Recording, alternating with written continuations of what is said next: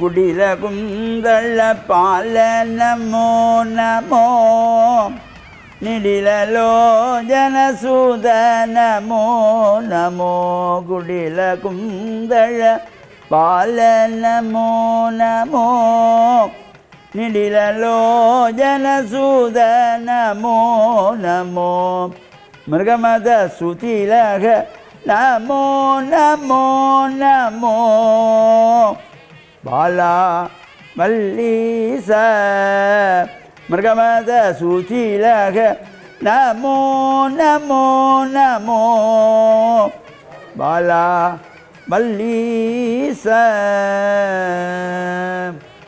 ஓம் நமச்சிவாய. மேன்மைகள் சைவ நீதி விளங்குக உலகமெல்லாம்.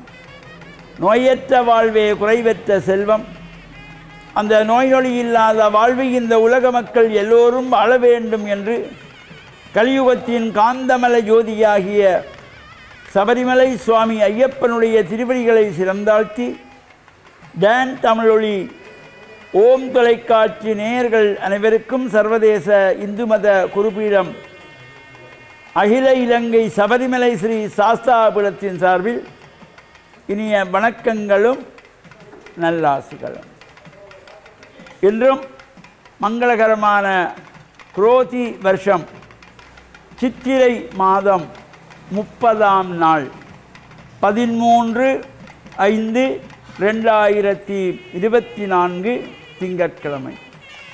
இன்று மலர்ந்திருக்கின்ற இன்றைய பொழுதும் நம் எல்லோருடைய வாழ்விலும் எல்லா விதமான சிறப்புகளும் வெற்றிகளும் கிடைக்க இறையருளும் குருவருளும் பூர்ணமாக நிறைய வேண்டும் என்று பிரார்த்தித்து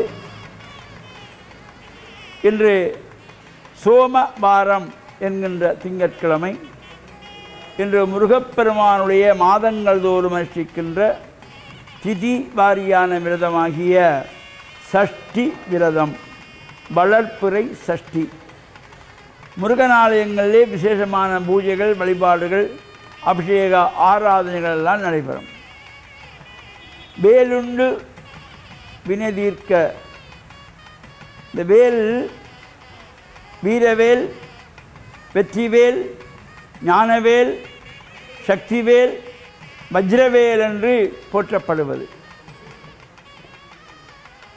இந்த முருகப்பெருமானுடைய கையிலே இருக்கிற வேல் ஆழ்ந்து அகன்று நுண்ணியதாக உள்ளது. மணிவாசகப் பெருமான் இறைவன் ஆழ்ந்து அகன்ற நுண்ணியனாக இருக்கிறான் என்று போற்றுவார்.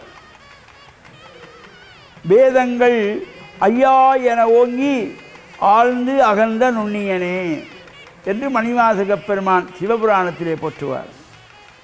இந்த முருகனுடைய கையிலே இருக்கின்ற வேலானது கீழ்நோக்கி ஆழமானதாகவும் நடுப்பக்கம் பரந்து விரிந்து அகன்றதாகவும் மேற்பக்கம் கூர்மையானதாகவும் இருக்கும். ஆழ்ந்து அகன்ற நுண்ணியனாக இருப்பவன் இறைவன். ஒவ்வொரு மனிதனுடைய எண்ணங்களும் சிந்தனைகளும் ஆழமானதாக இருக்க வேண்டும். பரந்த விரிந்த பரோபகார சிந்தனை கொண்டதாக இருக்க வேண்டும். ஒரே குறிக்கோளோடு நுண்ணியதாக அமையப்பெறுகின்ற வகையிலே இந்த முருகனுடைய கையிலே அமர்ந்திருக்கின்ற வேல் ஆழ்ந்து அகன்று நுண்ணியதாக அமைந்திருப்பது. எனவே இன்று முருகப்பெருமானுடைய இந்த வளர்புரை சஷ்டி விரத அனுஷ்டானங்களிலே முருகன் ஆலயங்களிலே நடைபெறுகின்ற அபிஷேக பூஜை வழிபாடுகளிலும் கலந்து கந்தசஷ்டி கவசத்தை பாராயணம் செய்யக்கூடியவர்கள் பாராயணம் செய்து கொள்ளலாம். இறைவனுடைய திருப்புகழை பாராயணம் செய்யக்கூடிய எது எல்லாம் நமக்கு முடிகிறதோ அவற்றையெல்லாம் ஆலயங்களிலே பாராயணம் செய்யக்கூடியவர்கள் செய்தும், ஆலயங்களுக்கு சென்று பிரார்த்தனை செய்ய முடியாதவர்கள் வீட்டிலே சுவாமி அறையிலே விளக்கு ஏற்றி வைத்து இந்த கந்தசஷ்டி கவசத்தை பாராயணம் செய்கின்ற பொழுதும் முருகன் அருள் நிறைந்து வாழ்வில் நாம் எண்ணிய காரியங்களெல்லாம் நமக்கு நடைபெறுவதற்கு இறைவனுடைய பரிபூர்ணமான திருவிழெல்லாம் நிறைகின்ற வகையிலே அமைந்திருப்பது. எனவே இந்த முருகனுடைய மாதங்கள் தோறும் அனுஷ்டிக்கின்றதாகிய சஷ்டி விரத வழிபாட்டிலும் நம் முருகன் ஆலயங்களில் ஆசார சீடராக சென்று ஆலயங்களுக்கு செல்லுகின்ற பொழுது வெறுங்கையோடு நாம் செல்லக்கூடாது. மலர்களையாவது பறித்து சென்று இந்த இறைவனுடைய வழிபாட்டுக்கு கொடுத்து இறையருளையெல்லாம் பூர்ணமாக பெற்று மண்ணில் நல்ல வண்ணம் வாழ டான் தமிழொலி ஓம் தொலைக்காட்சி நேயர்கள் அனைவருக்கும் சர்வதேச இந்து மத குறிப்பீடம் அகில இலங்கை சபரிமலை ஸ்ரீ சாஸ்தாபுரத்தின் சார்பில் நல்ல ஆசிகளை கூறிக்கொள்வதில் மனமகிழ்வு கொள்கிறோம். சர்வே ஜனாக சுகினோம் பவந்து சமஸ்த சன்மங்களானி சந்து. சுபம்.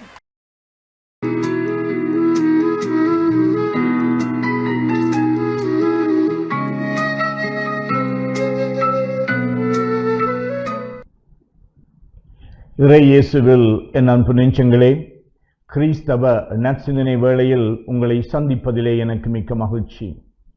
ஆண்டவர் இயேசுவின் அன்பும் அருளும் உங்கள் அனைவரோடும் இருப்பதாக. இன்று ஃபத்திமா மாதாவினுடைய திருநாளை கொண்டாடுகின்றது திரு அவை. 1917 ஆண்டு பல தடவைகள் அன்னை மரியா போர்த்துக்கலிலே இருக்கின்ற ஃபத்திமா என்கின்ற இடத்திலே 3 சிறுவருக்கு காட்சி கொடுத்தார்.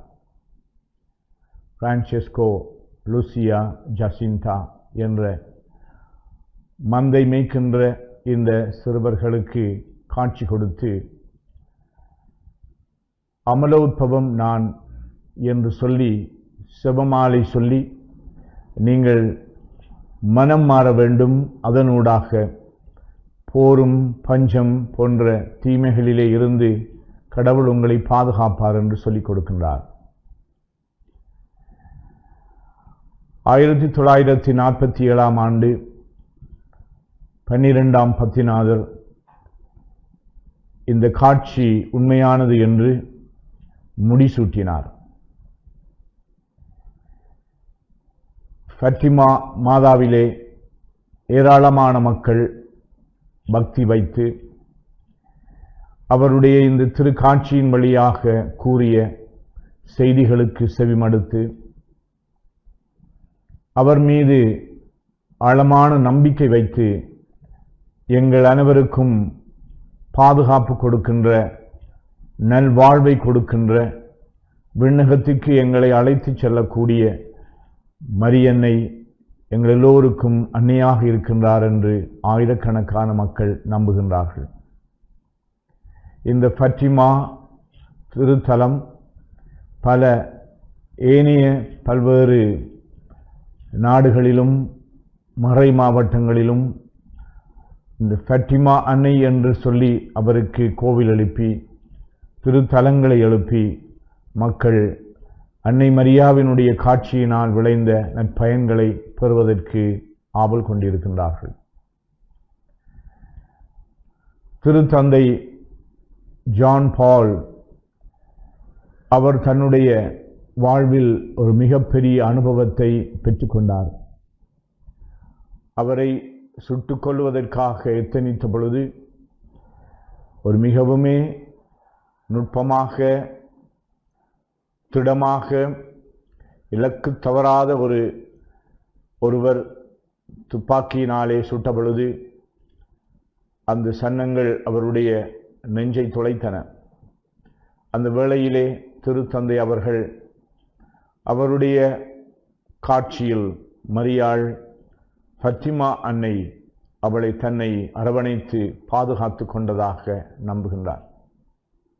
அதனால் அவரை சுட்ட அந்த துப்பாக்கி சன்னத்தை இந்த ஃபத்திமா அன்னையினுடைய முடியிலே இன்று வைத்திருக்கின்றார்கள். இவ்வாறு இந்த ஃபத்திமா அன்னை எங்கள் ஒவ்வொருவருக்கும் ஏதோ ஒரு செய்தியை ஒவ்வொரு நாளும் சொல்லிக் கொண்டிருக்கின்றார். மனம் மாறி நாங்கள் கடவுளிடம் திரும்பி வருகின்ற பொழுது தீமைகளிலே இருந்து கடவுள் எங்களை பாதுகாப்பார் என்று தாய்க்குறி அன்போடு எங்களை வேண்டி நிற்கின்றார். இந்த ஃபத்திமா அன்னையினுடைய பரிந்துரைகள் உங்கள் அனைவருக்கும் உங்களுடைய குடும்பத்துக்கும் என்றும் நிறைவாக கிடைக்க வேண்டும் என்று இந்த நாளிலே வரம் வேண்டி நிற்கின்றேன். ஆமேன்.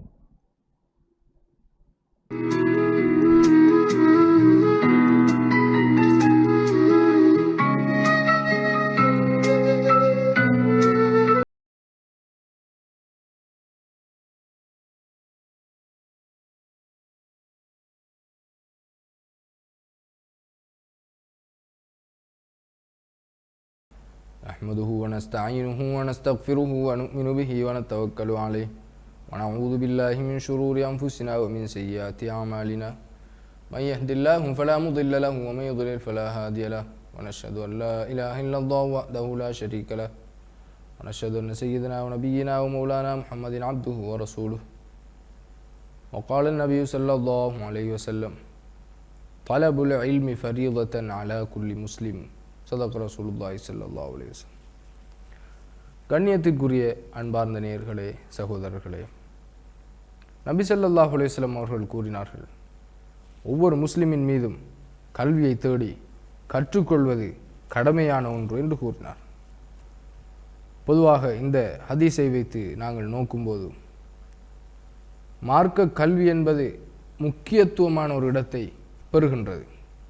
ஏன்? இறைவனால் வழங்கப்பட்ட மார்க்கத்தை விளங்கிக் கொள்கின்ற ஒரு பண்பு, ஒரு தேட்டம், ஒரு தேடல் ஒவ்வொரு முஸ்லிமுக்கும் வர வேண்டும் என்பதுதான் இந்த ஹதீஸுடைய நோக்கமாக இருக்கின்றது. இந்த பொன்மொழி கூறுவது என்ன? வாழ்வின் நோக்கத்தை அறிந்து கொள்ளக்கூடிய கல்வியை தேடுவது ஒவ்வொரு மனிதனின் மீது கடமை. வாழ்வின் நோக்கம் என்ன? படைத்த இறைவனை திருப்திப்படுத்தி வாழ்வதுதான் வாழ்வின் நோக்கமாக இருக்கின்றது. ஒரு பிள்ளையுடைய நோக்கம் என்ன? பெற்றோருடைய பொருத்தத்தை பெற்றுக்கொள்வதுதான் பிள்ளையுடைய நோக்கம். பிள்ளை என்று சொன்னால் என்ன? தன்னுடைய தேவையை தான் சுயமாக பூர்த்தி செய்யும் காலம் வரை பெற்றோரில் தங்கியிருப்பதுதான் பிள்ளை. எனவே அந்த நேரத்திலே பிள்ளையுடைய டியூட்டி, பொறுப்பு என்ன? பெற்றோருடைய பொறுப்புகளை, கடமைகளை நிறைவேற்றுவது, அவர்களை திருப்திப்படுத்துவது, அவர்களுடைய பொருத்தத்தை பெறுவது. இந்த வாழ்வு அல்லாஹ்வினால் கொடுக்கப்பட்டது. எனவே அல்லாஹ்வின் கட்டளைகளை நிலைநாட்டுவதுதான் அல்லாஹ்வினுடைய அடியார்களாகிய எங்களுடைய செயல்களாக இருக்கின்றது. எனவே அவனுடைய கட்டளைகளை விளங்குவதற்கு நாங்கள் நேரம் எடுப்பது, நாங்கள் அதனை தேடி பெற்றுக்கொள்வது, அல் குர்ஆனுடைய அறிவை பெற்றுக்கொள்வது, அல் ஹதீஸுடைய பொன்மொழிகளுடைய விளக்கங்களை, நல்லது, கெட்டது, ஹராமானது, ஹலாலானது போன்ற பல விடயங்களை நாங்கள் அறிந்து கொள்வதற்கு மார்க்க அறிவின் முக்கியத்துவத்தை ரசூல் ஸல்லல்லாஹு அலைஹி வஸல்லம் அவர்கள் கூறினார். அதே போன்று இந்த ஹதீஸுக்கு விளக்கம் கூறுகின்ற அறிஞர்கள் உலகின் தேவைகளை நிறைவேற்றக்கூடிய எந்தெந்த விடயங்கள் எல்லாம் படிப்பாக, கல்வியாக, அறிவாக இருக்கின்றதோ அதனையும் பெற்றுக்கொள்ள வேண்டும், அதனையும் விளங்கிக் கொள்ள வேண்டும். அதனையும் இஸ்லாம் காட்டி தந்த முறைப்படி நாங்கள் அதனுடைய வரையறைகளை பேணி கற்றுக்கொள்வதுதான் இந்த அறிவு பூரணமாகுவதற்குரிய ஒரு அடிப்படையாக இருக்கின்றது. தொழில் எவ்வாறு செய்ய வேண்டும், அதிலே எவ்வாறு ஹலால் ஹராம் பேண வேண்டும், ஹலால் ஹராமை படிக்க வேண்டும், அதன் பிறகு தொழிலுடைய துறைகளை படிக்க வேண்டும். அப்போதுதான் இவர் ஹலாலான, நேர்மையான, சுத்தமான தொழிலை செய்யக்கூடியவராக மாறுவார். ஒரு ஜொப், உத்தியோகம் செய்ய வேண்டும், மருத்துவம் படிக்க வேண்டும், பொறியியல் படிக்க வேண்டும், சட்டம் படிக்க வேண்டும். இது உலகத்துடைய தேவையை நிறைவேற்றக்கூடிய ஒரு படிப்பாக இருக்கின்றது. அதிலே எப்படி அல்லாஹ்வை திருப்திப்படுத்தலாம் என்று மார்க்க கல்வியை படிக்க வேண்டும், அதன் பின்னால் இதை படிக்க வேண்டும். அப்போது வாழ்வு பூரணமானதாக மாறும். எவர் மார்க்கத்தை விட்டுவிட்டு இந்த தனி கல்வித்துறையிலே மட்டும் செலவழித்து கொண்டிருப்பாரோ அவர் அல்லாஹுக்கு செய்ய வேண்டிய கடமைகளில் குறைபாடு செய்து கொள்வார். எவர் உலக நடைமுறைகளை விளங்காத அறிவை விடுத்துவிட்டு